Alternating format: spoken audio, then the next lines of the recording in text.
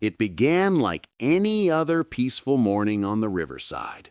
The sun had just risen, painting the fields gold and the water silver.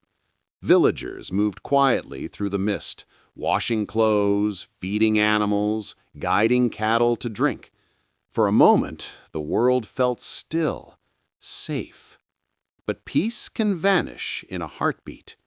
From across the river came a sound no one would ever forget, a cry of terror that split the morning air. A young cow, standing at the water's edge, suddenly screamed. Before anyone could react, the calm surface of the river exploded, and from the depths, a monster emerged, a giant crocodile, its jaws wide like a nightmare, clamped down on the cow's leg and began to drag it into the river. Panic swept through the village. People shouted, dropped what they were doing, and ran. You could feel their fear, but also their courage. They knew the river. They knew the danger, but none of them hesitated, because in that moment, saving a life was all that mattered. The rescuers arrived at the bank, hearts pounding, eyes wide with disbelief. The water churned with power, the crocodile twisting, pulling, dragging the cow deeper and deeper. The terrified animal cried out, struggling to breathe.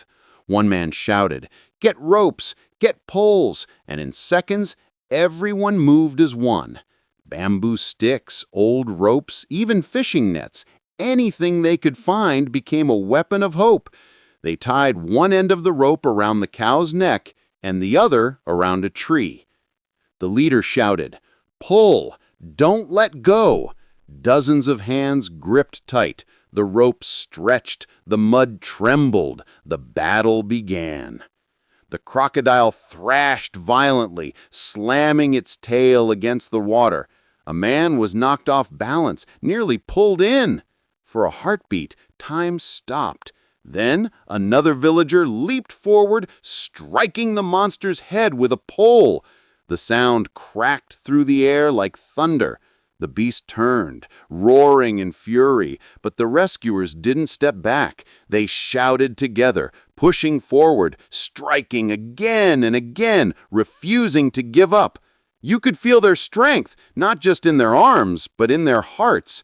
Every pull, every shout, every splash became part of a desperate rhythm, man against nature, courage against fear. The water turned red with the struggle. The cow's body trembled, half submerged, the rope cutting deep into the mud. But still they pulled. Inch by inch, life fought its way back. Then, with one final heave, it happened. The rope tightened, the crocodile's jaws slipped, and the cow burst free from the monster's mouth.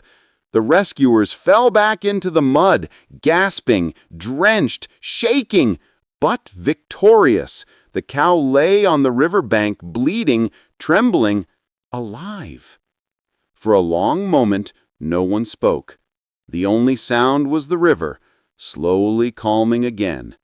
Then, as if in respect, the crocodile rose one last time. Its eyes met theirs, ancient, silent, unbroken.